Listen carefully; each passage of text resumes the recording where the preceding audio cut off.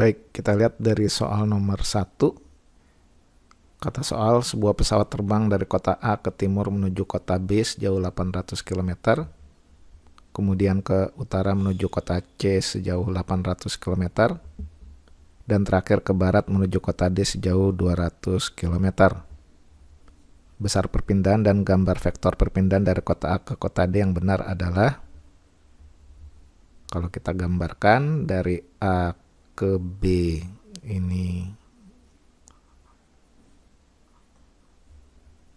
800 km, dari B ke C ke utara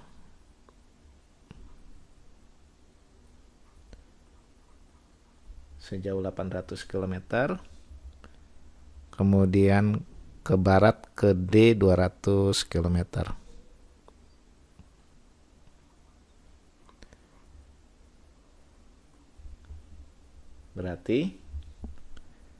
Berarti yang namanya perpindahan itu vektornya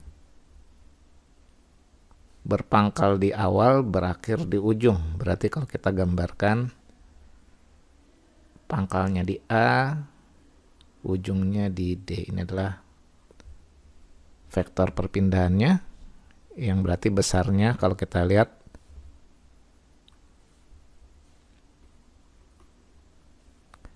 ini 800, ini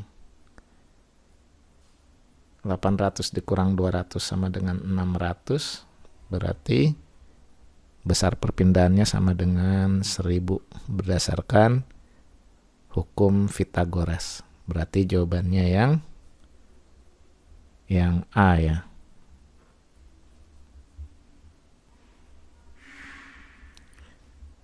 Baik, sekarang kita lihat soal nomor 2. Kata soal, perhatikan grafik perpindahan terhadap waktu dari benda yang bergerak lurus berubah beraturan berikut. Berdasarkan data pada grafik tersebut, maka kecepatan benda pada saat T sama dengan 3 sekon adalah, di sini kata kuncinya adalah benda bergerak lurus berubah beraturan. Berarti geraknya adalah GLBB, dan pada GLBB berlaku persamaan S sama dengan V0T tambah setengah AT kuadrat. Persamaan ini yang kita pakai untuk menjawab persoalan. Kata soal, saat T-nya 2 sekon, jaraknya 30 meter. Ya, kita tuliskan, saat T-nya 2 sekon, jaraknya sama dengan 30 meter. Dari sini kita bisa mendapatkan sebuah persamaan dengan dua variabel. Ya, kita masukkan S sama dengan V0T tambah setengah AT kuadrat. S-nya adalah 30. V0-nya ini variabel yang ingin kita cari. T-nya 2 tambah setengah A variabel. T-nya sama dengan 2 dikuadratkan. Maka ketemu 30 sama dengan 2 V0 tambah 2A. Nah, ini adalah persamaan pertama yang kita butuhkan. Kemudian dari grafik juga terlihat bahwa saat T-nya 4 sekon, jaraknya 40 meter. Berarti kita cari lagi di sini. Saat T-nya 4 sekon, jaraknya sama dengan 40 meter. Masukkan ke dalam persamaan. S sama dengan V0T tambah setengah AT kuadrat. V0-nya variabel, T-nya 4 tambah setengah A-nya variabel, T-nya 4 kuadrat. Ini S-nya adalah 40 ya. Berarti kita dapatkan 40 sama dengan 4 V0 tambah 8A. Ini persamaan kedua yang kita butuhkan. Berarti kita eliminasi dari persamaan 1 dan persamaan 2 untuk mendapatkan nilai V0 dan A. Kita gunakan yang persamaan 1, tulis di sini, kita kali 2.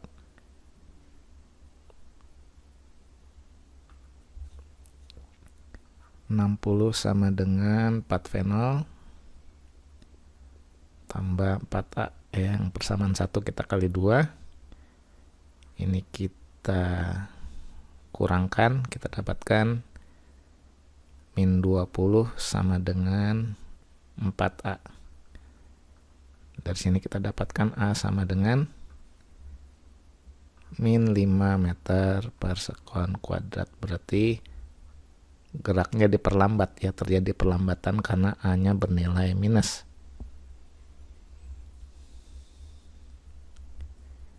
A sudah didapatkan, kita cari nilai V0 ya dari persamaan ini. 30 sama dengan 2 V0 tambah 2 A-nya min 5. Berarti sama dengan 2 V0 min 10. 2 V0 sama dengan 30 tambah 10, berarti V0-nya sama dengan 20 meter per sekon. A-nya diketahui, V0 diketahui, maka pertanyaannya kecepatan benda pada saat T3 sekon. Bisa kita cari lewat persamaan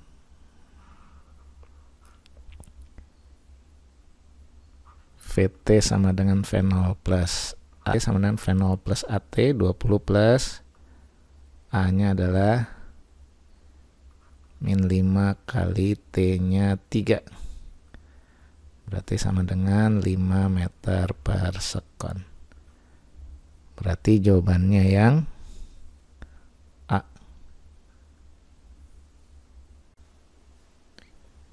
Sekarang kita lihat soal nomor 3. Kata soal, partikel A bermassa M bergerak dengan laju V menumbuk partikel B bermassa 2M yang sedang diam secara lenting sempurna. Sesaat setelah tumbukan maka, nah ini adalah kasus tumbukan lenting sempurna. Kalau kita gambarkan, ada partikel A bermassa M bergerak dengan kecepatan V menumbuk partikel B bermassa 2M yang sedang diam. Nah, maka kita bisa mendapatkan dua persamaan. Pertama dari hukum kekekalan momentum, bahwa MAVA tambah MBVB sama dengan MAVA aksen tambah MBVB aksen. Yang kalau kita uraikan, MA-nya adalah M, VA-nya adalah V tambah benda B mula-mula diam. Ini sama dengan MA-nya M tambah kecepatan setelah tumbukan kita tuliskan sebagai VA aksen tambah MB-nya adalah 2M dikali kecepatan benda B setelah tumbukan VB aksen. M-nya bisa kita coret karena ada di semua suku, berarti tinggal sisanya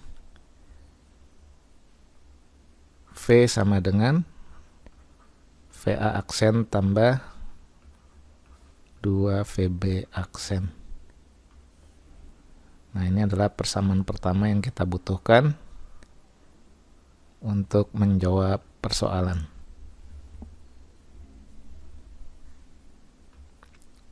Persamaan kedua kita dapatkan dari persamaan untuk tumbukan lenting sempurna, yaitu VA min VB sama dengan VB aksen min VA aksen. Ya, yang kalau kita masukkan nilainya, VA-nya sama dengan V, VB aksennya adalah 0. Ini sama dengan VB aksen min VA aksen. Nah, ini persamaan kedua yang kita butuhkan untuk menyelesaikan persoalan. Dari sini kita eliminasi ya untuk mencari nilai VA aksen dan VB aksen dinyatakan dalam V. Nah, kalau persamaan 1 kita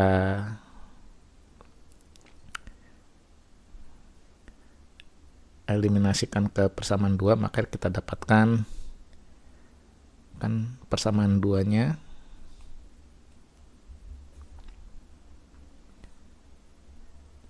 V sama dengan VB aksen min VA aksen. Persamaan 1-nya V sama dengan VA aksen tambah 2 VB aksen. Kalau kita jumlahkan, maka 2V sama dengan 3 VB aksen. Berarti VB aksen sama dengan 2/3V. Nah, kalau kita masukkan ke sini, V sama dengan VB aksennya 2/3V kurang VA aksen, berarti VA aksen sama dengan 2/3V dikurang V sama dengan min 1/3V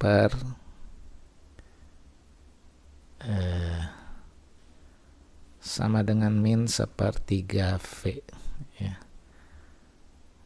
Nah, berarti jawabannya yang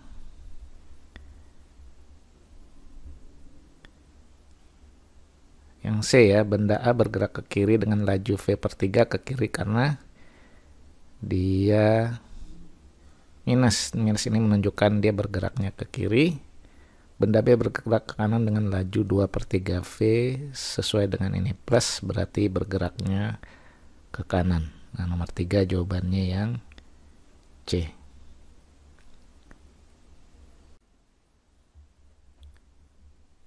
Sekarang kita lihat soal nomor 4. Kata soal, grafik kecepatan terhadap waktu dari gerak mobil A dan B sebagai berikut. Dari data pada grafik tersebut dapat disimpulkan. Baik, ini adalah grafik kecepatan terhadap waktu. Nah, untuk grafik kecepatan terhadap waktu, berarti mobil A awalnya kecepatannya 30 meter per sekon. Mobil B kecepatan awalnya 20 meter per sekon ya. Pernyataan yang A, pada detik kelima mobil B menyusul mobil A. Pada detik kelima berarti ini yang sama adalah kecepatannya ya. Tapi posisinya tentu yang mobil A sudah jauh di depan. Bisa dibayangkan di awal mobil A sudah ngebut dengan kecepatan 30 meter per sekon ya, sehingga setelah 5 detik kecepatan keduanya sama tapi mobil A sudah berada jauh di depan. Berarti yang A salah ya. Yang B, pada detik ke-10 posisi mobil B dan mobil A sama. Ingat pada grafik V terhadap T, maka yang namanya jarak yang ditempuh benda itu sama dengan luas daerah di bawah grafik.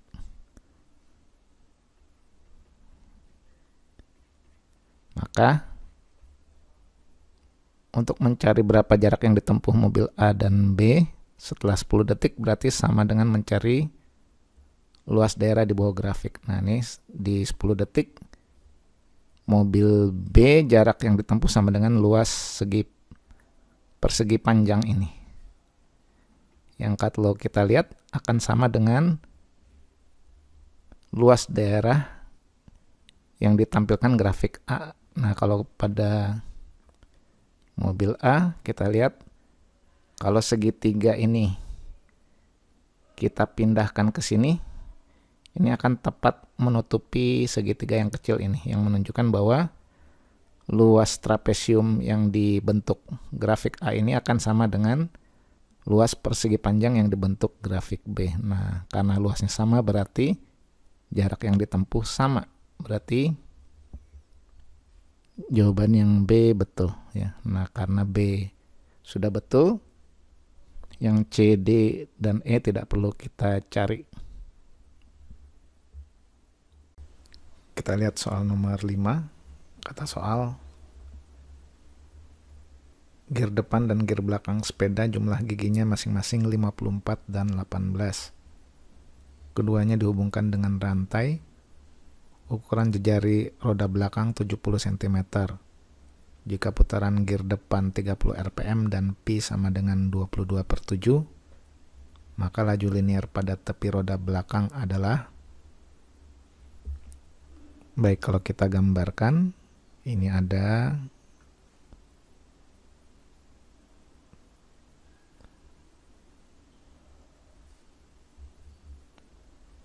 roda depan dan roda belakang. Jumlah giginya, depan ada 54.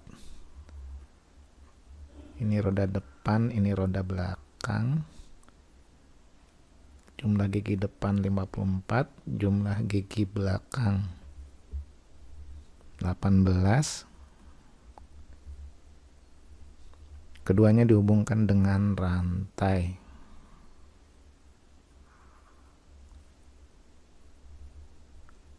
Ukuran jejari roda belakang 70 cm. R belakang 70 cm berarti sama dengan 0,7 meter.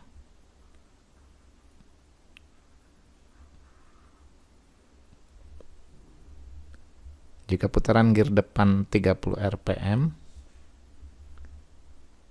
frekuensi roda depan sama dengan 30 rpm.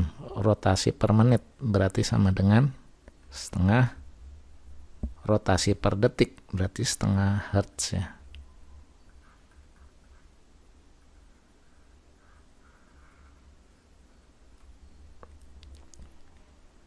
Maka laju linear pada tepi roda belakang adalah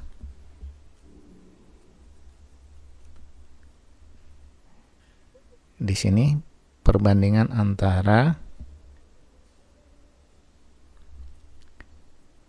jari-jari roda depan dan belakang bisa dilihat dari perbandingan gigi ya. Semakin banyak giginya berarti jari-jarinya semakin besar. Kita tuliskan ND per NB ini sama dengan RD per RB. ND-nya 54, NB-nya 18,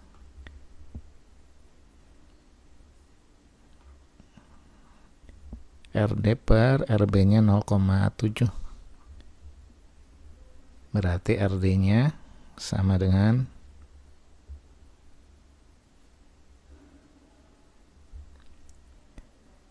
ini dibagi sama dengan 3.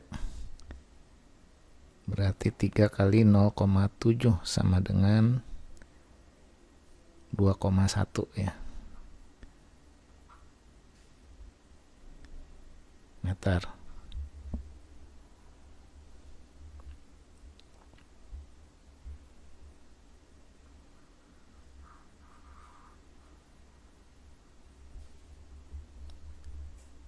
Ditanyakan laju linear pada tepi roda belakang. Baik, karena dihubungkan dengan rantai, berarti kelajuan linear roda depan dan roda belakang sama. Ketika ditanyakan laju linear pada tepi roda belakang itu sama dengan kelajuan linear dari roda depan, sehingga bisa kita tuliskan